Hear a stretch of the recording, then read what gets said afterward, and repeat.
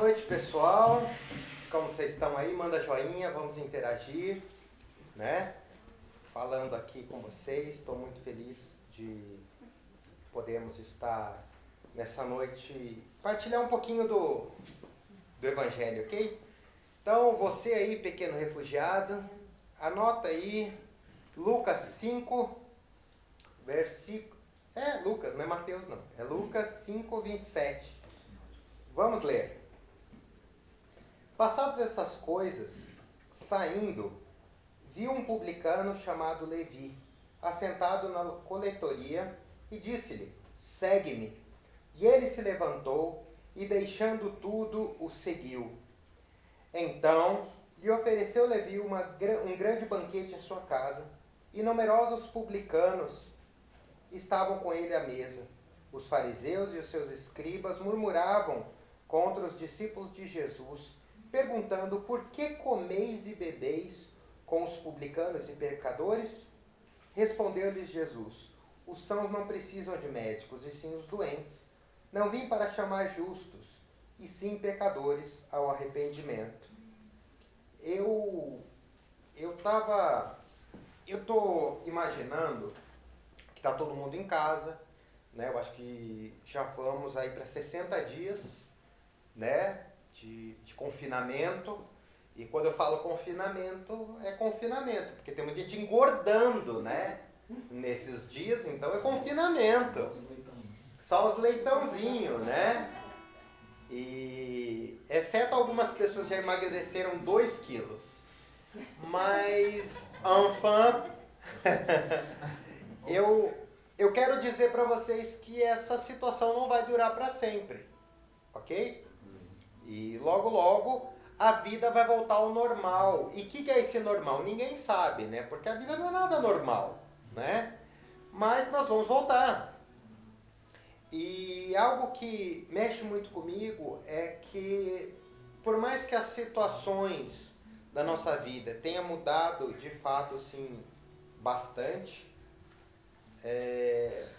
os planos e os propósitos de Deus não mudaram, e aquilo que Ele falou vai acontecer, ok? E eu quero falar um pouquinho desse texto, porque ele fala muito comigo, que eu quero muito, nessa noite, ser bem transparente com vocês, porque eu sinto que nós precisamos entender algo que Deus está gerando no nosso meio, e que nós precisamos captar essa mensagem e colocar em prática. E eu quero falar hoje sobre chamado. Eu quero falar sobre quando Jesus nos chama para algo, ok? Então, aqui nesse texto que nós lemos, temos o chamado de quem? De Mateus, o escritor do Evangelho de Mateus. E Jesus diz, o texto começa dizendo: passadas essas coisas, são 3 grandes milagres, né? Então, é a pesca maravilhosa, é a cura de um leproso, é a cura de um paralítico. E Jesus chega até uma banca que cobrava, né, imposto. Então eu quero falar para vocês que Jesus chegou até um publicano e falou para esse publicano: segue-me. Mas eu quero que você pense comigo quem eram os publicanos. Seria mais ou menos os corintianos que viraram palmeirense, entendeu?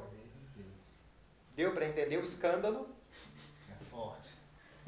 Né? Dá mão no irmão. O que acontece? Israel estava sob dominação romana. Então o que esses judeus publicanos faziam? Eles compravam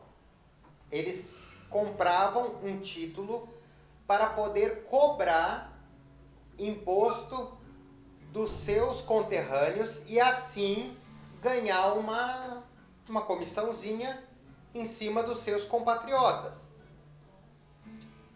Então vamos dizer que eles eram odiados por todos, ok? Era uma coisa bem legal, assim, sabe? Tipo, o teu irmão cobrar de você um imposto, um negócio, tipo, para pagar para outra nação, é como fazer gol contra, entendeu? Eu acho que eu tô com saudade de futebol, tô precisando que as coisas voltem ao normal. Não para jogar, claro. E nem para assistir, é só para encher o saco dos outros. Mas enfim, e ele chama Levi.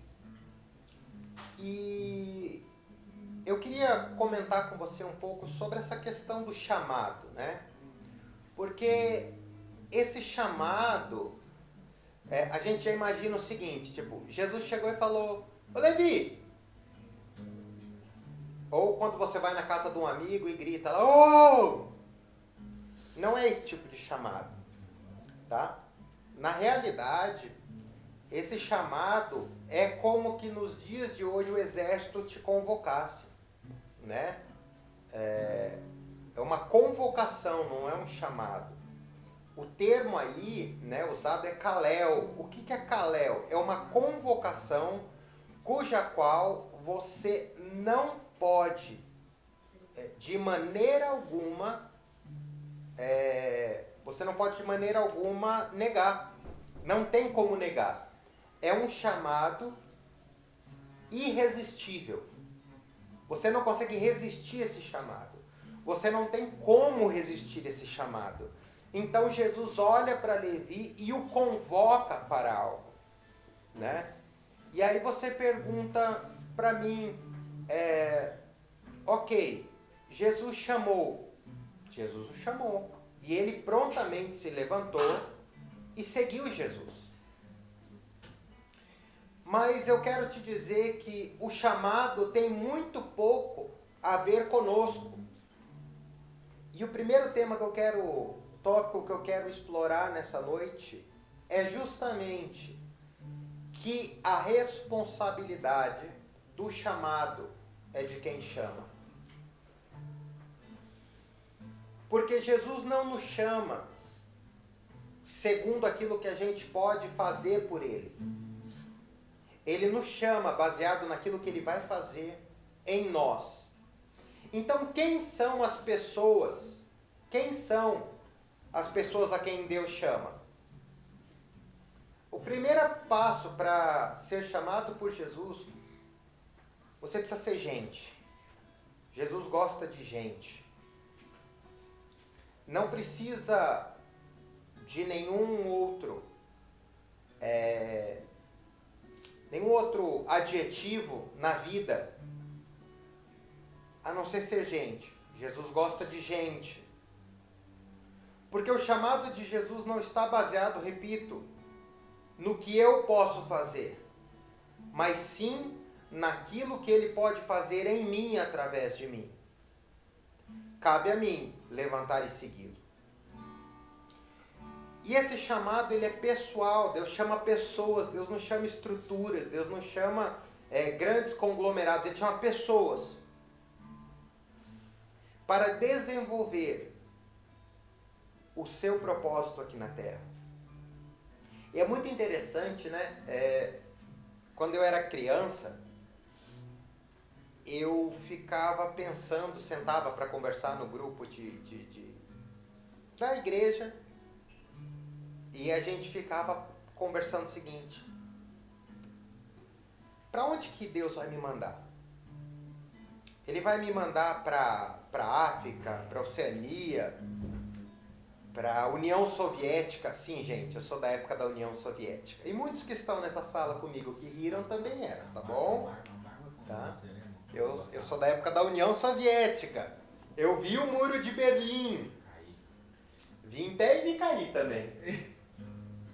E o que acontece, eu lembro que muitas vezes nós recebíamos cartas, né, de uma missão chamada Portas Abertas, para orar pelos irmãos que estavam além da cortina de ferro.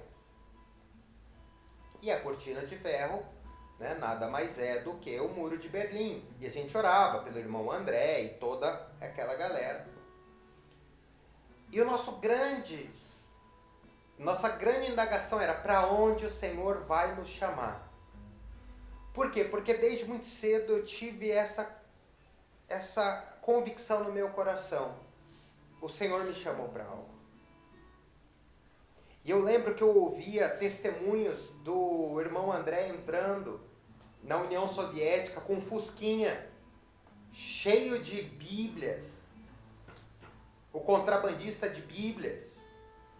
E eu li um livro chamado Torturados por Amor a Cristo, de Richard Wurmbrand, que ele falava dos cristãos que evangelizavam os alemães no campo de concentração. E eu sempre perguntava ao Senhor, aonde o Senhor vai me levar? Porque eu sempre tive a plena convicção de que aquele que me chama é responsável para trabalhar em mim o resultado da minha disposição em segui-lo. Então, nessa noite, o que eu quero dizer? Que quando o Senhor nos chama, o único pré-requisito é que seja gente. E se você é gente, você é um chamado por Jesus. Segundo passo, qual era a intenção, a proposta de Jesus para Mateus, para Levi, que se tornou irresistível? Jesus, quando disse para Levi, segue-me, eu posso ouvir, segue-me para ser igual a mim. A expectativa de Jesus para com os seus discípulos nada mais é do que gerar Ele em nós. O discipulado real, vivo, verdadeiro, é que homens e mulheres passam a seguir Jesus para ser iguais a Ele. E nesse processo de ser igual a Jesus, nós abrimos mão automaticamente da nossa agenda, dos nossos sonhos, dos nossos projetos, das nossas idealizações. E eu quero contar uma experiência que eu tive. Ano de 2008, eu estava em Londrina e eu fui para São Paulo passar uma semana. Era muito raro ir para São Paulo por causa dos meus compromissos ministeriais. Fui para São Paulo e a primeira coisa que eu fiz, eu fui para casa da minha sogra e do meu sogro, que moravam em Osasco, na Vila São Francisco. E naquelas semanas, meu sogro tinha comprado um carro 0 km, o Idea, 0 km. E eu cheguei lá e tal, olhei o carro, falei, meu Deus, que carro maravilhoso, zerinho e tal. Falei, pô, mas meu sogro, acho que ele não vai deixar eu dar um rolê nesse carro dele não, porque ele tinha um outro carro zero, que não tinha 2.000 quilômetros. Eu peguei aquele carro e um motoqueiro entrou na minha traseira e acabou com a traseira do carro. E o carro não tinha 2.000 quilômetros. Beleza. Aí meu sogro trabalhava em Osasco também, meu sogro tava com o carro lá e tal. Aí meu sogro falou, Ricardo, você vai ver sua mãe hoje? Eu falei, eu tô querendo. Ele falou, então tá bom, então eu vou deixar o carro, você vai de carro pra ver sua mãe. Eu, moleque, eu vou lá, né? E aí quem conhece Osasco, aí o que eu fiz? Eu peguei a Corifeu de Azevedo Marques, aí da Corifeu eu caio na avenida aqui da cidade universitária, do Jaguaré ali, e tem uma entradinha para Marginal Pinheiros, à direita. E quando eu tava para entrar na Marginal Pinheiros, uma coisa começou a me incomodar as costas, que era o plástico do banco. Aí eu comecei a chacoalhar e na hora eu soltei aquele, Senhor, queria tanto ter um carro zero, é meu sonho ter um carro zero. Imagina, moleque de periferia, que assistia a Super Máquina, o que quer ter? Quer ter carro. Eu falei, que sonho que eu tenho de ter um carro zero. E quando eu entrei na Marginal, eu senti um sopro do Espírito Santo, assim, muito massa, assim. E eu ouvi uma frase assim, eu não tenho compromisso com seus sonhos. Na hora porque os seus sonhos são egoístas. Os seus sonhos têm a finalidade de uma autossatisfação que em nada tem a ver com o próximo. Eu não tenho compromisso com os seus sonhos. E eu falei assim, ok. Já falei, aquele dia, falei, mano, não durmo mais, nem pra sonhar. E aí eu falei, Senhor, para não pôr eu cheguei e falei, Senhor, que parada é essa então? E aí ele falou comigo, eu tenho compromisso com os sonhos que eu plantei em você. E a partir daí, quando você começar a sonhar os meus sonhos, que é muito menos idiotas do que os seus, que não é idiotas como os seus, que não são pequenos como os seus, aí você vai entender o que é me seguir. Eu, ok, tá bom? Pedi perdão para Deus e tal, né? E aí eu fui orando, Senhor, me ensina a sonhar os seus sonhos, me ensina a fazer a tua vontade e tal, e beleza. Voltei para dirigir, fui ver minha mãe, foi uma delícia com o carro do sogro, lá nem paguei o arco, nada, foi uma delícia. Fui, voltei, ainda quando eu voltei comi uma pizza, tá? Voltei para Londrina e eu estava no meu tempo de adoração, né? Todo dia a gente separava 2 horas para ter o tempo de adoração e intercessão. E aí, enquanto eu estava ali orando, estava uma pessoa ministrando e a pessoa estava cantando uma música que dizia teu fogo, vem me queimar, vem me consumir. E aí aquela voz vem de novo no meu ouvido. E quando essa voz vem, eu sei que eu estou errado, ok? É tranquilo isso para mim. Quer dizer, tranquilo de entender, né? Mas de viver é tenso. E aí eu tava lá e coisa e tal, e aquela voz veio assim. E olha a pergunta, eu sou carente? Eu falei, não, Senhor. Não tem nada. E foi assim mesmo, tá? Não, o Senhor não é carente. Tem algo em mim, tem algo que falta em mim que você pode me dar? Eu falei, não. Aí veio outra pergunta. Eu sou piromaníaco? Você acha que eu sou um desses palhaços de circo que precisa ficar queimando coisa para chamar atenção? Eu olhei, eu falei, mano, o negócio tá ficando pequeno. Falei, não, Senhor, não. Aí eu ouvi assim, na história bíblica, para que serve o fogo? Para queimar sacrifício. E o Senhor falou assim para mim, não seja leviano a pedir fogo. Se não tem o que queimar, não peça fogo. Eu falei, ok. Ele falou, se você não for um sacrifício vivo, se você não for a oferta, não peça o fogo de Deus. Eu olhei, eu falei, mano do céu.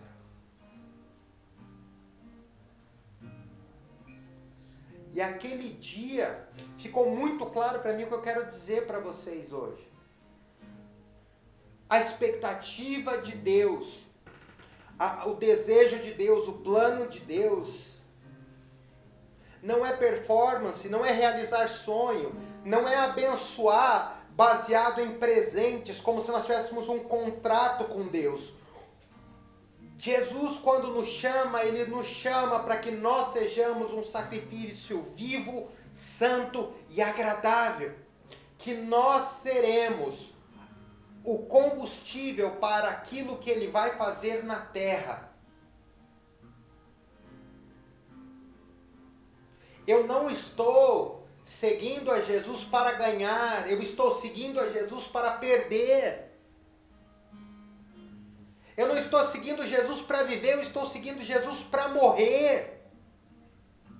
Eu não estou seguindo a Jesus para rir, eu estou seguindo a Jesus para chorar. Porque quando Jesus chama Levi, Jesus está chamando Levi para participar da perspectiva do reino de Deus, que é muito maior do que meus sonhos, é muito maior do que os meus propósitos, é muito maior do que aquilo que eu posso imaginar.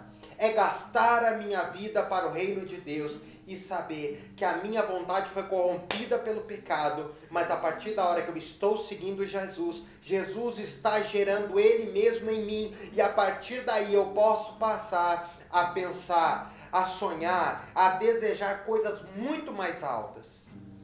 E eu preciso saber que o que vai alimentar o fogo de Deus na minha vida, aquilo que queima o meu coração, aquela paixão devastadora, é o quanto eu me entrego para Ele.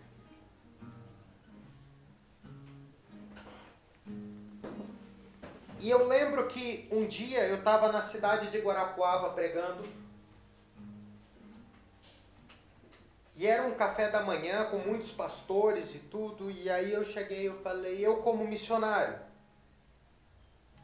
eu tenho sonhos, eu estava falando de sonhos, eu falei, eu quero ter um carro, um Hummer, sabe aquele carro do exército americano? Tenho um sonho de ter um carro daquele, é 400 mil reais um carro daquele, 500 mil reais. Aí eu cheguei e falei pra galera, eu sei que eu nunca vou ter um Hummer. Sabe, se você pesquisar no YouTube, tipo, tem foto, cara, tem vídeo do helicóptero vindo com ele amarrado, e ele já ligado, engrenado, o helicóptero de uns 10 metros de altura, solta ele cai no chão e sai andando. Tipo, ele tem 6 marchas pra frente, 4 pra trás. É um carro maravilhoso. E eu falei, eu nunca vou ter um Hummer. E eu justifiquei, porque se Deus me dá um Hummer, Ele sabe que eu vou vender no outro dia, porque eu vou investir em missões. Porque eu entrei nessa questão de seguir a Jesus, não é para Jesus realizar os meus sonhos. Então eu sei que Jesus nunca vai realizar um sonho de me dar um Hummer. E falo isso até hoje com toda a convicção. Aí a gente saiu para almoçar naquele clima ameno de 2 graus em Guarapuava. Um ventinho nas costas, assim, queimando. E um pastor me chama e vem me dar uma exortação. E ele diz, eu queria ter um papo com você de pastor para pastor. Falei, bora. Ele falou, por favor, quando você estiver pregando na minha igreja, que eu ainda pregar algumas vezes, nunca mais repita aquilo que você falou. De que você não vai ter um Hummer, que Deus não vai te dar, porque Deus é dono do ouro e da prata. E ele começou a me falar, não, hoje eu e a minha esposa, nós damos o dízimo daquilo que nós queremos ganhar. E eu assim... Porque a gente, se você quer dinheiro, você tem que dar dinheiro. É igual bolsa de valores. É igual bolsa de valores. Aí eu falei, então, essa é a nossa diferença. Jesus gosta de vida e por isso Ele entregou a dele. E porque eu amo o que o meu Senhor ama, eu estou entregando a minha vida, eu estou querendo perder a minha vida para que outros encontrem Jesus.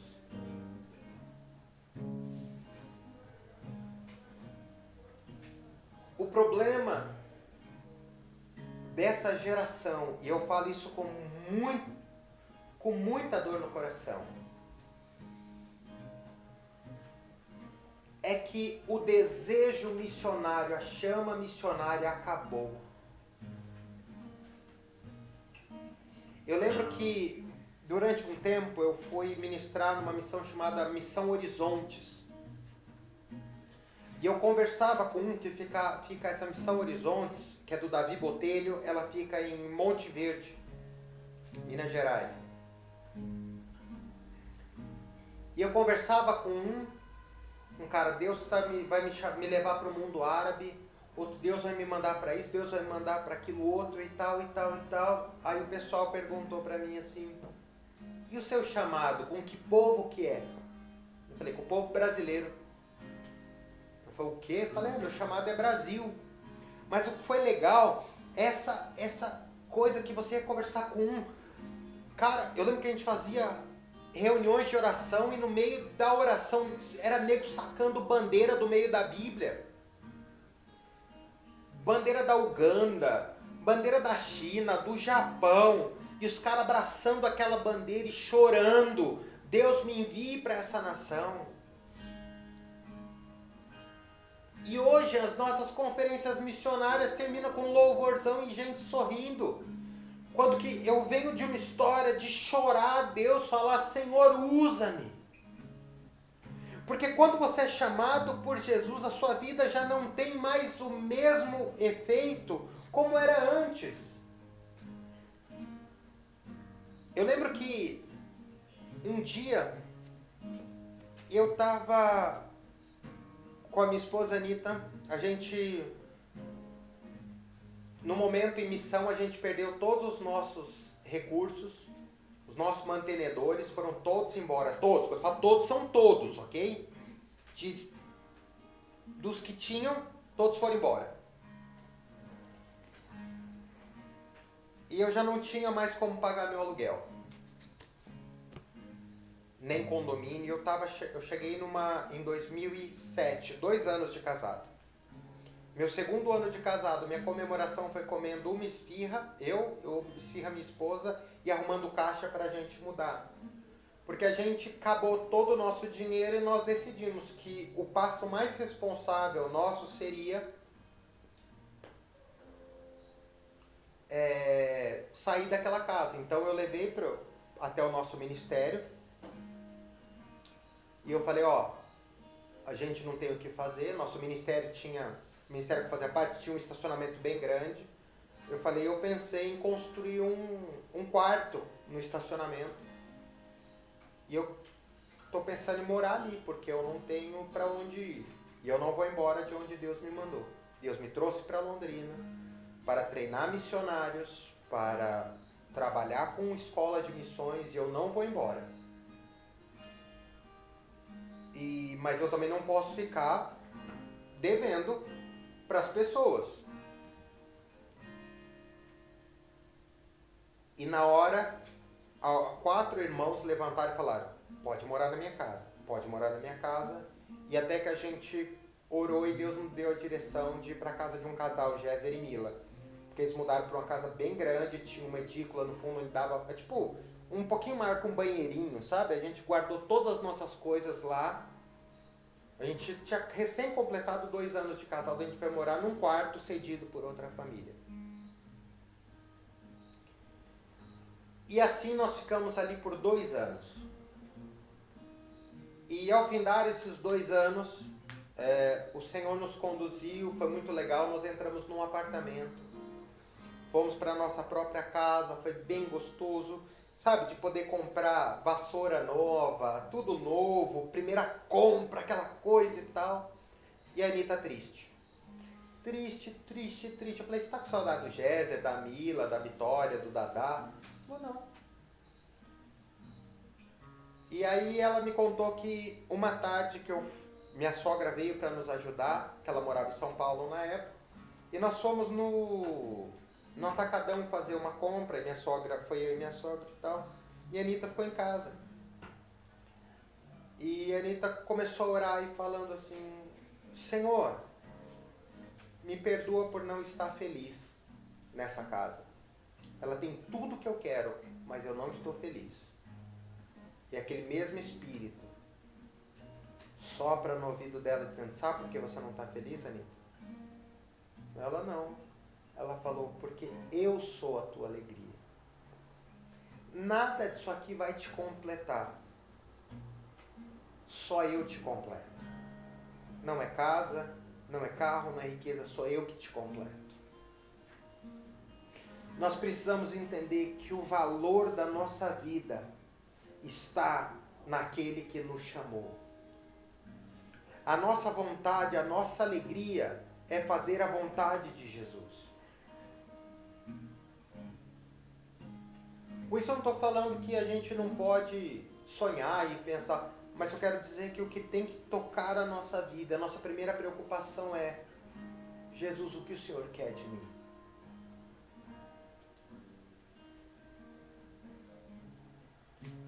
A alegria do ser chamado se completa quando aquele que o chamou é glorificado. Por isso que João Batista diz, importa que eu diminua e que ele cresça, o noivo tem a noiva. E o amigo do noivo se alegra muito ao vê-lo, porque o meu prazer e minha alegria já se cumpriu em ti. Isso importa que eu diminua e que o Senhor cresça. E aí eu pergunto para você, você que é gente chamada por Jesus, você chora por quê? Você chora por quem? O que tem te preocupado a cada dia? Quais são os interesses que têm permeado o seu coração? Porque eu vi que na vida de Mateus, a gente não sabe grandes feitos da vida de Mateus. A única coisa que a gente sabe é que ele escreveu um livro. Que ele prova, há mais de 2000 anos, que Jesus era o rei que viria para substituir Davi. Lucas deixa isso bem claro na sua narrativa. Que Jesus vindo de vários milagres. E milagre é legal, mas o que importa para Jesus é gente. E ele chama. E ele não trava, ele não titubeia, ele sai para seguir Jesus. Mas Jesus também, nessa mesma hora, quando eu falo nessa mesma hora, é dentro desse mesmo contexto de chamamento, ele encontra um jovem, que a Bíblia chama esse homem de jovem rico. E esse jovem rico começa a falar com Jesus acerca da vida eterna. Porque vamos dizer que vida eterna é problema de rico, né? Porque pobre quer saber o que vai comer hoje, amanhã. Jesus falando com os pobres, ele falava, não vos preocupeis, porque é meio de vestir, de comer, de beber. Isso é comer de pobre. É com pobre, é com multidão, com a ralé. Mas já o papo com a playboyzada é outra coisa, é a vida eterna, né? Vamos ver um dia. O que eu quero... E aí, Jesus? Jesus falou... E é legal que diz, um dos evangelhos diz, e Jesus fitando-o amou e disse, uma coisa te falta. Vai. Porque ele falou, eu já honro. Jesus olha para ele e diz assim, você conhece os mandamentos? Ele, sim, isso eu já faço desde criança, tá tudo bem. Jesus falou, ok, tá bom. Vai, vende tudo que você tem, dá aos pobres e siga-me. E eu quero te dizer que, para muitos, essa boa nova de segue-me se torna a descoberta da maior riqueza, como foi com Levi, que também era um jovem rico. Para outra pessoa é a pior notícia. Porque o que Jesus falou para Mateus é a mesma coisa que ele falou para o jovem rico. Siga-me. O que Jesus está falando? Vem ser meu discípulo. Vem ser um dos 12, dos 13, dos 14, sei lá. Vem! E Jesus termina esse quadro dizendo, aonde estiver o seu coração, ali está o seu tesouro.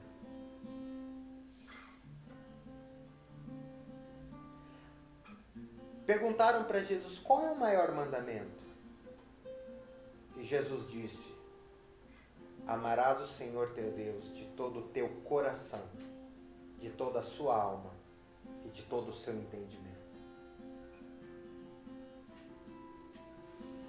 Jesus não está procurando escravos, Jesus está procurando pessoas que queiram amar desesperadamente, a ponto de entregar a sua vida por Ele.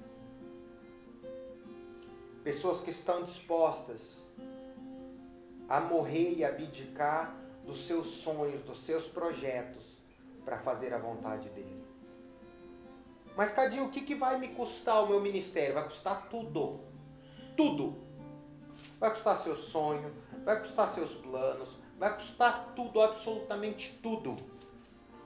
Mas eu estou pagando para Deus? Não, você está se libertando das cargas que te prendem de andar com o Senhor.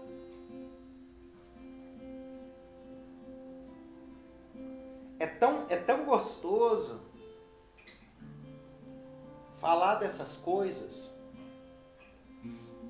porque todo movimento missionário começa com o movimento de paixão por Jesus. Em 1904, numa cidadezinha pequenina chamada Gales, havia um menino chamado Evan Roberts. E Evan Roberts estava trabalhando numa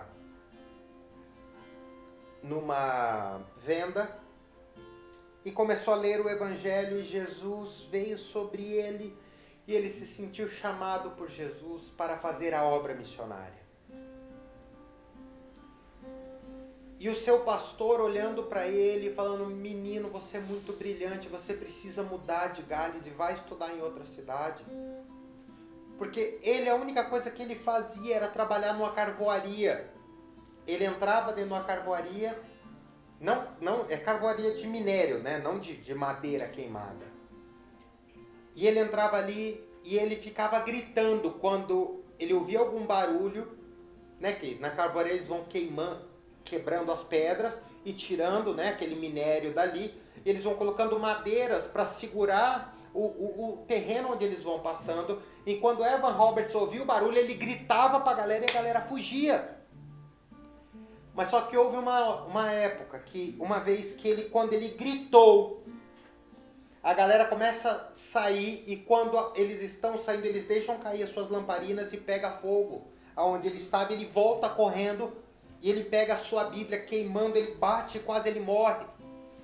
Aquele dia o seu pastor falou: meu, não dá. Evan, por favor, sai de Gales. E ele foi para uma cidade vizinha a 100 quilômetros. E chegando naquela cidade, ele começa a chorar de saudade de Gales, de saudade do seu pastor. Porque sempre quando ele entrava na sala do seu pastor, o seu pastor estava de joelho clamando: Jesus, quebranta-me. Quebra-me, Senhor. Quebranta-me, Senhor. Quebranta-me, salva esse povo. E Evan Roberts pensando naquilo, e as suas noites eram terríveis, por mais que ele estivesse estudando, se preparando até para dar uma vida econômica para sua família, ele não estava aguentando. E aí aquele doce espírito vem sobre ele e fala: volte para Gales e monte um grupo de oração. Ele volta para Gales, ele chama o seu pastor e fala: pastor, eu estava fazendo tudo como o Senhor me falou, mas o Espírito de Deus falou que era para eu voltar e chamar um povo para orar, chamar os adolescentes da nossa igreja e fazer um culto de oração aqui. O pastor dele falou: o diabo não chama ninguém para orar. E aquele menino vem, e o pastor falou: pode voltar então. E ele se trancou numa salinha, e ele começou a chamar algumas pessoas. Aí vieram algumas pessoas, 2 meninos, 2 gêmeas de 2 gêmeas de 16 anos, só sei que a idade variava, ele tinha 25 anos, 26 anos, e o resto era 11 anos, 2 meninas de 15 anos, e um menino de 16, um menino de 17, e Evan Roberts de 26. E eles estavam orando,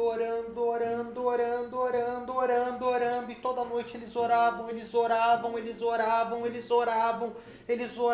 falavam: Senhor, e de repente, um menino daqueles de 17 anos fala: Evan, imagina 100.000 almas se prostrando aos pés de Jesus.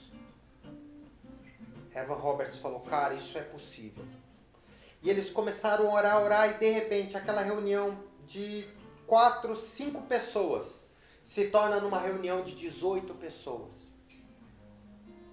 E o pastor vai ali, senta com eles, e ele está conversando, falando: eu quero ouvir testemunhos, me dê testemunhos. E um dá um testemunho, e ele falou: meu, eu não quero testemunho do que Deus fez por você.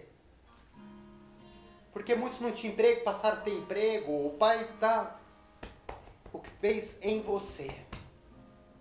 E essa menininha Flary levanta a sua mão e pede autorização para o pastor para falar. E o pastor fala, fala Flary. E a única coisa que saiu da boca daquela menina foi, eu amo Jesus de todo o meu coração.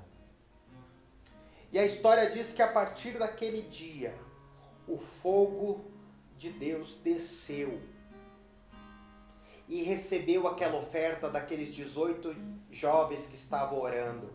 E em 6 meses, 100 mil galeses ou galenses se convertem. No 7º mês começa-se um movimento missionário em Gales. Noivos começaram a vender as suas alianças. E a noiva levava o seu noivo até o porto e dizia, vai com Deus que eu te espero aqui. Muitas noivas ficaram viúvas antes de casar, porque eles foram para dezenas de lugares e ali começou um movimento missionário que ele parou no norte da Argentina.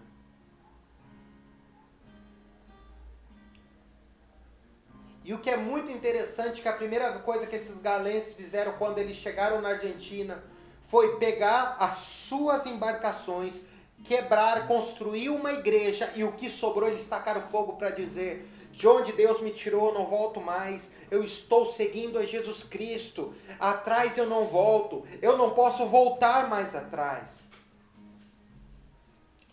E isso gerou um movimento de santidade que nos anos 40, jovens na Irlanda do Norte chegaram em praça pública e começaram a protestar contra a prostituição, dizendo, a partir de hoje, nós entregamos a nossa vida a Jesus e nós fazemos votos de castidade.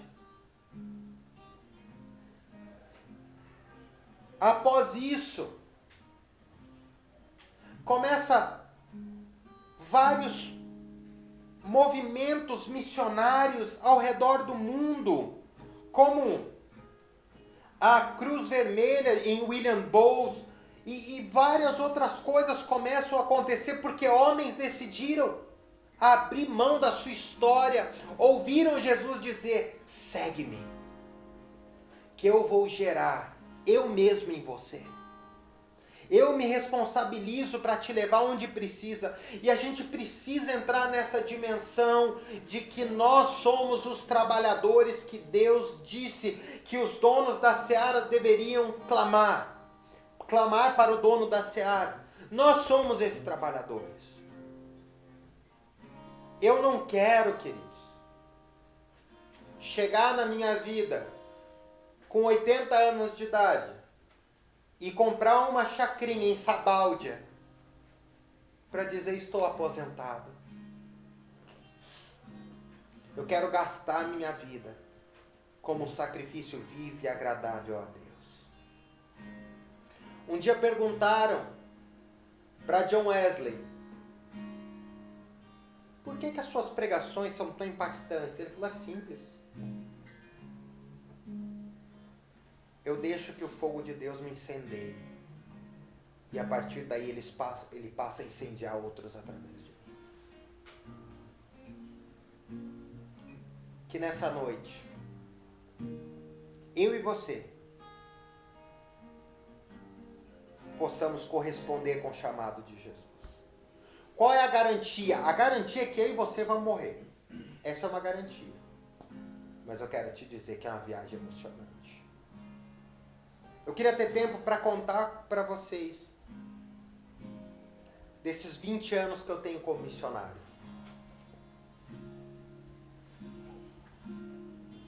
As coisas que eu vivi, eu vivi coisas que só 2 pessoas estão habilitadas a viver no mundo.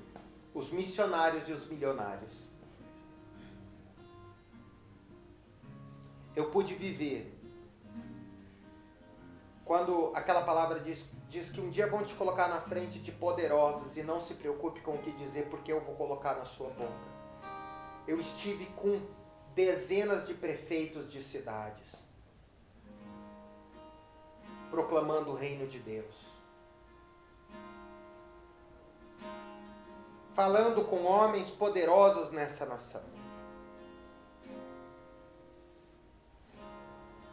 Porque um dia Deus me chamou, sabe por quê? Porque eu sou gente só, eu não tenho nada. Que a gente não perca esse fogo missionário de dizer, eis-me aqui, Senhor. Envia-me a mim, eu quero ser a resposta, Senhor. Eu quero ser a resposta, Senhor, para que eu seja como Jesus nas viúvas, como Jesus chegou na viúva de Naim. Eu quero ser a resposta, Jesus. Eu quero fazer a tua vontade, Jesus. Eu lembro que quando eu era criança, eu estava pregando numa praça pública. Eu deveria ter uns 7 anos de idade, eu estava pregando. E eu até, se você me tem no Facebook, só você entrar, uma fotinha que eu tô de terno.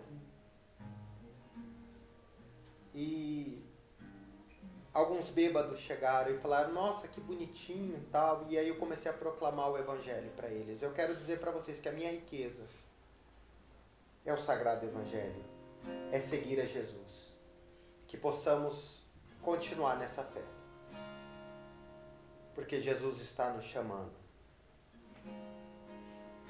Eu lembro de uma música do Luiz de Carvalho que diz, Jesus está chamando, dizendo, vem como estás. Que nós possamos entender que ninguém vai deter, porque é uma obra santa que nós estamos envolvidos. Em nome de Jesus. Pai, quero pedir que você que está agora me ouvindo, que você se coloque diante de Jesus dizendo, Jesus, a oferta dessa noite sou eu. Usa-me, Jesus. Faz de mim o que o Senhor quiser. Pai, em nome de Jesus, faz de novo, Senhor, como o Senhor fez em Gales, Pai. Faz de novo, Senhor, como o Senhor fez na Irlanda, Senhor. Faz de novo como o Senhor fez na Inglaterra com o Clube Santo, Senhor. Faz de novo, Senhor, como o Senhor fez, Senhor, ali na Morávia, Senhor, com os moravianos, Senhor, com o Conde Zinzendorf. Faz de novo, Senhor, nos nossos dias. Levanta-nos, Senhor, por uma obra de poder, Senhor. Eu estou clamando ao dono da seara, levanta a galera do refúgio, Senhor, como missionários, Senhor. Levanta-nos, Senhor. Levanta-nos, Senhor. Conte conosco, Senhor. Nós levantamos nessa hora, Senhor, as nossas carteiras de trabalho, Senhor, e pedimos, assina, Senhor, a nossa carteira de trabalho como missionário, Senhor. E o que vier daí, Senhor, é aquilo que o Senhor quiser fazer, Pai. Em nome de Jesus, por mais que o tempo diga, fique para dentro de casa, não saia. Eu quero declarar, Senhor, que há um movimento missionário para o século 21, que vai estabelecer o seu reino na terra, Senhor. Levanta-nos, Senhor. Pai, em nome de Jesus, Senhor. Se o Senhor pode usar qualquer coisa, usa-nos, Senhor. Usa-nos para louvor da Tua glória, Senhor. Faz de nós, Senhor, vasos de honra, Senhor, para essa grande colheita, Senhor. Em nome de Jesus, lembra-te de nós, Senhor. Envia-nos, Senhor. É o que eu te peço, Pai, em nome de Jesus. Amém. Deus abençoe. Amém. Acabou, né? Passou de 1 hora, né? Mas no YouTube vai estar na íntegra. Vai estar na íntegra. Vai.